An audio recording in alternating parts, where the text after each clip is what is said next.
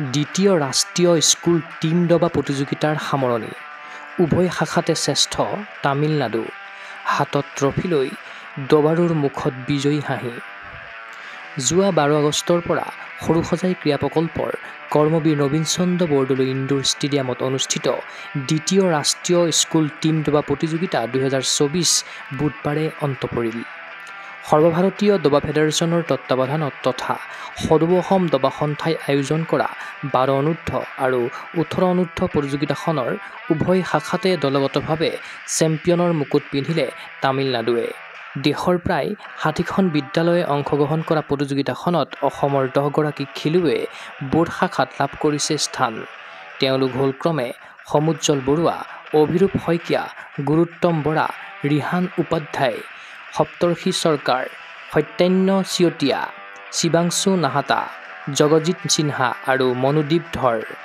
প্ৰতিযোগিতাৰ ফলাফলসমূহ সংবাদ মাধ্যমৰ আগত জনালে মুখ্য আৰ্বিটাৰ প্ৰমোদ ৰাজমোৰে ये जो है second national school team championship successfully complete हो गया है। यहाँ पे जो प्राइज़ विनर्स हैं मैं उनका नाम बोल देता हूँ। Most of the prizes are backed by Tamil Nadu को सारे 6 प्राइजेस मिले हैं तो उनके नाम बोल देता हूँ। चैम्पियन इन अंडर 12 कैटेगरी वेल्लमल विद्यालय परतुपट्टू, इनको फर्स्ट प्राइज़ मिला है अंडर 12 कैटेगरी में, और अंडर 18 कैटेगरी में फर्स्ट प्राइज़ वेल्लमल MHSS मुगपेर स्कूल को मिला है।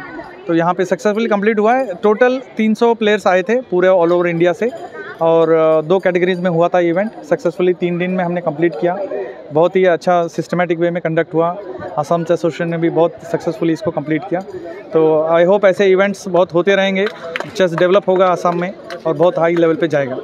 ইফালে সামৰণি অনুষ্ঠানত উপস্থিত থাকিল সৰ্বভাৰতীয় দবা ফেডাৰেশ্যনৰ মুখ্য কাৰ্যবাহী বিষয়া অজিত কুমাৰ বৰ্মা, নৰ্থ ইষ্ট দবা ফৰামৰ অধ্যক্ষ KM ৱাজাৰী, মুখ্য আৰ্বিটাৰ প্ৰমোদ ৰাজমোৰে, সদৌ অসম দবা সন্থাৰ সভাপতি কন্দৰ্প কলিতা, সম্পাদক ৰাজীৱ ধৰ, প্ৰতিযোগিতাৰ সঞ্চালক মুকুতা ডেকা, অসম ক্ৰীড়া প্ৰাধিকৰণৰ অভিযন্তা ৰজনী কলিতা, ESICৰ সদস্য পংকজ পাঠক আদি বিশিষ্ট ব্যক্তিসকল।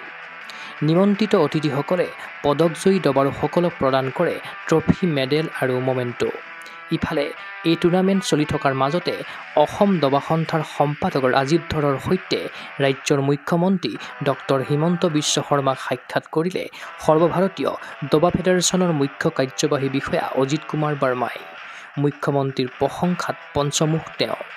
I am A.K. Verma from All India Chess Federation, and as this tournament was very good, very nice, and the organizer of this tournament, Mr. Rajiv Dhar, he took a lot of pain for conducting this tournament, and support from the government was also enormous. Really, the government is supporting in a big way, and day before yesterday we met the Chief Minister also, and he was also very much supportive, and he promised many things. He said that okay, we'll support, we'll go, we'll not leave any stone unturned for supporting the chess.